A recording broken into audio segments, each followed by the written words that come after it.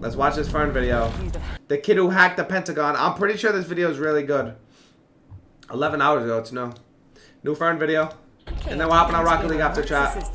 40 million All right. credit card and debit numbers stolen. Focus. Focus. On its surface, the International Space Station heats up to 120 degrees Celsius. The onboard temperature and humidity control system keeps the inside at the right temperature for human survival. I have no idea, bro. If it fails, the astronauts stationed here would literally be cooked. And just now, a hacker has gotten hold of the system's software. Motherfuckers be hacking anything. He's not a hostile government agent, just a 15-year-old in his bedroom. He successfully gained access to 13 NASA computers. He's 15? This teenager is a prodigy, one of the most talented young hackers the world has ever seen. I mean, close the f***ing schools. And he didn't just break into NASA, he also hacked the Pentagon. What? From his point of view, he's just toying around. From the government's perspective, he's a national security threat. Largest identity theft case ever. Largest data breach in U.S. history. That affected millions of people. One that humiliated them over and over again. And one that they will go after ruthlessly. Wait, if you're 15 committing crimes, you can't even get locked up. They're gonna... Like, what are they gonna do? Give you a slap on the wrist? It's the year 1989. You're 15. A suburban village in South Florida. Damn. Oh, he's from Florida! This is Jonathan James. He is 6 years old. While other kids are outside playing tag, he's busy inside, glued to the family's computer. Mostly, he's just playing games. His parents are worried about his obsession. His dad is a programmer. Oh, At one genetics. point, he installs parental protection on the computer. But Jonathan just breaks through it. In his early teens, he starts reading books on the programming language C and the operating system Unix, a precursor for Linux and Mac OS. He studies source code extensively and talks to other computer enthusiasts. The Pentagon is the He spends headquarters of countless the hours U.S. in front of the computer, often until late into the night. I didn't know that. One afternoon, Jonathan uninstalls Windows from his family PC, then installs Linux. Linux. No one asked him to. No one could stop him. His computer time regularly leads to arguments with his parents. It doesn't get any better once he gets his own PC. After a while, his parents decide to confiscate it. Jonathan runs away and says he's not coming home until he gets it back. Fucking loser. Actually, this kid might hack me, Soon, bro. Let me it won't chill. be his parents who are trying to keep him away from a computer, but the US government.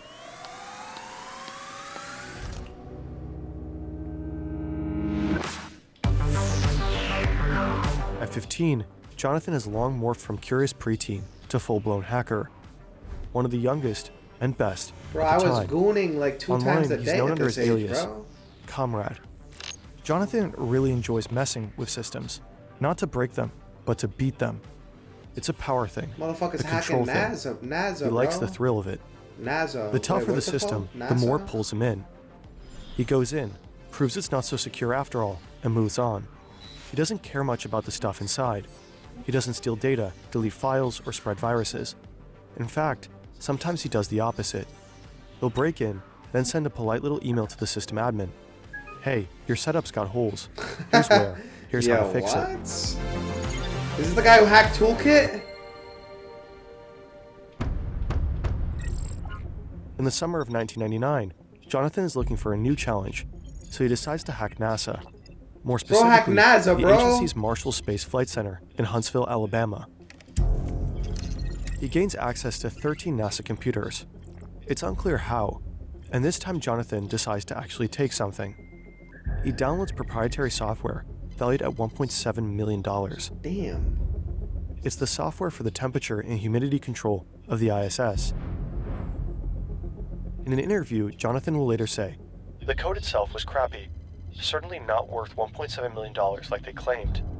The only reason I was downloading the source code in the first place was because I was studying C programming. And what better way to learn than reading software written by the government?" This guy kind of Just mobs, downloading no the software chat? didn't give Jonathan remote As a control nerd? over the ISS systems. Having the source code is one thing, but actually sending commands to a spacecraft is a whole different story. It would have taken more steps to actually access the system. But this hack is still a massive security breach. When NASA finds out, They have to shut down their systems for 3 weeks, resulting in damages of around $40,000. That's like $4 for them, bro. 2 months later, Jonathan takes up his next challenge, hacking the Pentagon. More specifically, their Defense Threat Reduction Agency. It analyzes and deals with potential threats to the U.S. from DTRA. nuclear, chemical, and biological weapons. Jonathan gains access to a server in Dulles, Virginia, and installs a backdoor. Again, it is unknown how he actually pulled this off. Once inside DTRA systems, he intercepts more than 3,300 messages to and from DTRA staff. He retrieves 19 usernames and passwords of employees, at least 10 of which have access to military computers. Bro, what? 15, bro? Jonathan thinks his hacks are no big deal. To him, they are, quote, just harmless exploration. Law enforcement disagrees. Rated as shit. Bro, this kid's It's an stupid, early morning bro. in January 2000. I would just get Last money and month, just dip. Jonathan turned 16. By now, he has not one, but multiple computers of his own. He is well connected with other hackers, sharing tips and tricks. He also loves Star Trek. Star His mother Trek, comes into the nerdy room ass. and Jonathan, honey, the FBI's at the door. Bro, I forgot to turn on the VPN. they're here for him. They raid his family home and take 5 computers. They also take his Palm Pilot, some CDs, and his Star Trek book. Bold choice for evidence. Jonathan is questioned by the officers. He admits everything and promises to never do it again. Then he hears nothing for 3 months. What? And then the authorities press charges. And his life begins to change dramatically. Wait, I just heard a doorbell, bro. Be right back.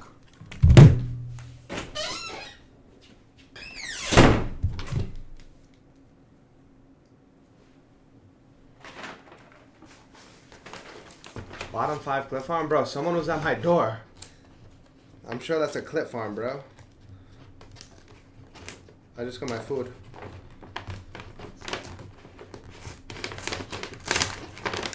Yo, this bag is not opening!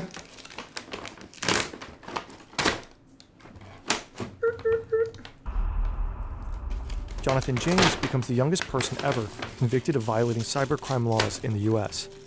Bro, If Jonathan what? had been this an kid adult, looks old as he might fuck. have ended up with a decade behind Fuck bars. something But he's still a minor. So the U.S. District Court in Miami puts him on 6 months house arrest. now. Hey, minor. Jonathan is no longer allowed to use his computers in his free time. And even worse, he has to write letters of apology to NASA and the Department of Defense. Letters Later, of he gets caught with apology? drugs, a clear probation violation. Wait, what? So he gets sent to a juvenile detention facility for 6 months. He's scared about spending time there with actual criminals. His father will later say that prison changed Jonathan. It made him strangely idle.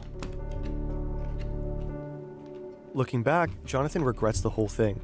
What started as fun challenges ended with him behind bars. The thrills weren't worth it, not even close. From that point on, he decides to leave hacking behind for good. Is that peanuts? But not everyone believes him. And a few years later, his past life will catch up with him. Some viewers think our animations are made with AI. Our 3D artists, who spend countless hours building these shots from scratch, aren't angry, just disappointed. AI can be helpful with other tasks though, like research. That's where Merlin AI comes in. Merlin AI is an all-in-one AI tool that bundles the best AI models all in one place, and you can even save tons of money. They gave us a 75% Bro, discount what is this, code bro? we will share with you This in doesn't just a have to second. do with the hacker? Assistant in your AI tools charge $4 per month code. Yo, This what? is Albert Gonzalez. He's got a few things in common with Jonathan James. He was also born in the 80s. He too is a self-taught hacker. When he was 14, he also broke into NASA's systems. Whoa, whoa, whoa, whoa! This was in the 80s? I thought this was like today. The And fuck? as a consequence, he also got a visit by the FBI. But that didn't stop Gonzalez from hacking. Far from it. We don't know if Albert Gonzalez and Jonathan James knew each other, but they had a common hacker friend called Christopher Scott. Gonzalez went by many aliases on the internet, but his favorite was Soup Nazi, a reference to a Seinfeld episode. You want what? bread? Yes, please. $3. In early 2000s, Yeah, Gonzalez what? stumbled across Shadow Crew, a marketplace for trafficking stolen credit and bank card numbers and identity information. And even though the feds are having an eye on him, he gets involved. In 2003, he gets caught trying to pull cash from an ATM I was born using after fake that. credit cards. Chat. To avoid 2004. jail time, he agrees to work with the Secret Service. You guys know that? Soon, he helps them bust a bunch of Shadow Crew members. You'd expect that his work as an informant for the Secret Service would stop him from any criminal activity. But well, in his view, the salary from the Secret Service is too low. So he gets back to what he does best, hacking. He sets up an elaborate scheme he calls Get Rich or Die Trying.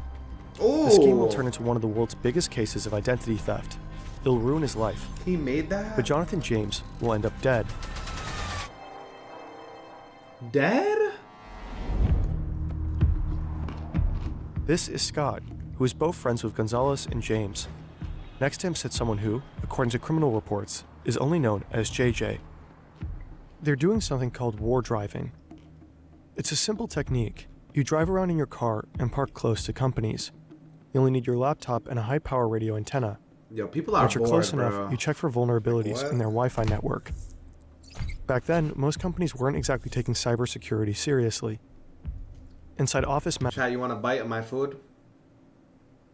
You guys want a bite? Open. Here comes the choo-choo train. Alright, bro. My bad, bro. I'm like a grown Max, ass people man. are buying Post-its and whiteboard markers in 4 colors, gearing up for a meeting that probably could have been an email. It's salmon. It's salmon. Outside, Scott and JJ access the store's Wi-Fi, and through that enter its systems.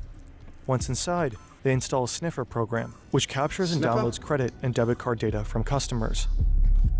Then they send the data to Gonzalez. He forwards it to another hacker, who decrypts the PIN codes.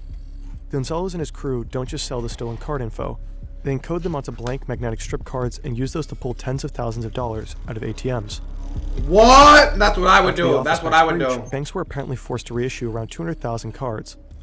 And this hack wasn't a one-off. Over the span of the next 3 years, Gonzalez and his crew hack into several major US companies, including BJ's Wholesale Club, Boston Market, Barnes & Noble, Forever 21, Barnes and and others. Noble? Their biggest credit card data heist happens at TJX. That's the parent company of TJ Maxx, Marshalls, Home Goods, and others. Around 96 million TJX customers are affected by the theft of their credit and debit card info. At the time, these attacks make up the largest case of This is identity low-key theft cool. in US history. The crew stole the data of around 180 million credit and debit cards. The total damage of all infected companies amounts to roughly $400 million in reimbursements, legal costs, and forensic fees. There's a major break in a credit card scam that affected millions of people. Experts say this man's arrest may lead to the kingpin behind the biggest credit card ID. That happened to theft anybody in the chat or history. nah? Let me know. Let me know. Yes The or no? Secret Service investigates, Say me. and at one point, they realize Say me. that their very own That didn't informant happen to me. is not only involved, but is the mastermind behind the TJX heist. Uh-oh. The fool on the May hill. 2008, Pinecrest, Florida. Jonathan James is 24 years old now. Me? Oh shit. You got He something? doesn't go to college. He doesn't have a job. Stop eating Caesar? You His just call mother me died of Caesar, breast bro? cancer 6 years ago. Ooh. Shit. Together with his brother, he still lives in the house he grew up in. He apparently suffers from depression. Overall, he's living a withdrawn life and is retired from hacking. But today, he'll get another surprise visit. Oh! This time, it's the Secret Service. They Motherfucker. raid the family's house, just like the FBI had done 8 years ago. They drew a connection from Gonzalez to Christopher Scott to him. They suspect that JJ is short for Jonathan James, and that he's part of the hacker group. Ooh. The agents go through Jonathan's stuff. I thought he were They retired, find a bro. suicide note he had written years ago, and a gun. We don't know if the agents offer him psychological help, but according to Jonathan, they don't confiscate the weapon. Bro's on his Hannah Baker, bro. I'm about to bake a cake. Jonathan is shocked. Call me Hannah He swears Baker. that he has nothing to do with the Or I'm about TJX to make a case. tape. What's Call me going Hannah on? Baker. On the subpoena, he's able to find some answers. He reads about this guy, Albert Gonzalez. Jonathan recognizes him by another nickname he used online. Gonzalez has been working as an informant for the feds since 2003. Stop talking, bro. My bad. For 5 years, Gonzalez used Scott to pull off his hacks, while simultaneously ratting out other hackers to the feds to stay in their good graces. Jonathan is sure that Gonzalez is now trying to pin the hacks on Scott. And he is getting a bad feeling. He thinks that would be a much more appealing target than Chris. It might not matter to the feds that he's innocent, even though, in his words, Scott and Gonzalez are the most destructive, dangerous hackers the feds ever caught. They'll let them off easy because he's a juicier target. That would please the public more. Hey, yo. In Jonathan's mind, the picture is clear. They need a scapegoat. Not Gonzalez, not Scott, not the one who actually caused the damage, but him, Jonathan. Oh, bro, this Jonathan In guy's his words, final boss. the feds played dirty. He holds these beliefs for What the fuck? Oh, reason. my bad, chat. There's this paper that has made rounds in the hacker scene, Agent Steele's Guide to Getting Busted. It's basically a survival guide for hackers, written by one who ended up in prison. I said my bad, Agent man! Steele's real name was Justin Tanner Peterson. He was an American hacker who worked as an informant for the Yeah, feds you're bad. while continuing to commit crimes. I bet. Yeah, pussy, Agent yeah. Steele writes, "The criminal justice system is a game to be played, both by prosecution and defense. And if you have to be a player, you'd be wise to learn the rules Oh, I didn't mean to do that. I'm God, I didn't mean to of do that. engagement." He makes it clear that law enforcement isn't always fair. They play dirty and will do just about anything, including lie, to win their case. Jonathan read this guide, and he knows that Gonzalez is working with the feds, so he's convinced he's going to prison, even though he's innocent. The first time was already terrifying. He doesn't want to go through that again. Bro, so the feds are corrupted? This following... Whoa, I gotta read that. The following section contains discussion of suicide. If you're struggling to support resource... Oh, he died.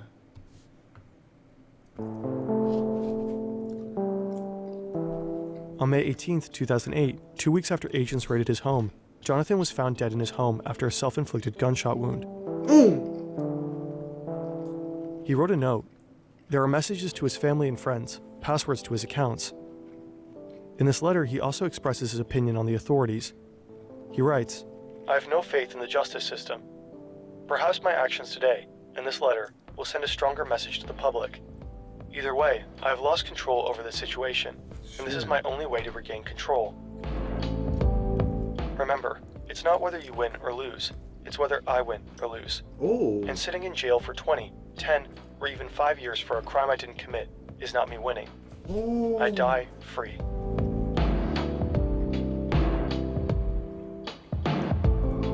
Whoa. In March 2010, Albert Gonzalez was sentenced to 20 years in federal prison for his role in the series of hacks. In the backyard of his parents, the Secret Service seized a barrel containing $1.2 million in cash. Christopher Scott was sentenced to 7 years in prison for his role in the attacks. It's likely that the pseudonym JJ didn't refer to Jonathan James, but rather to Stephen Watt, another figure convicted in the TJX So it case, wasn't him. who was known to use the alias Jim Jones online. At the point of his death, Jonathan neither had been arrested, charged, tried, nor sentenced. It seems like knowing that Gonzalez had worked with the Secret Service fueled Jonathan's fear to become a scapegoat and end up in prison. Wow. Jonathan James wasn't some criminal mastermind. He was a teenager with a rare talent and a deep curiosity for how systems work. After he hacked into them, he often offered to help fix them. Wow.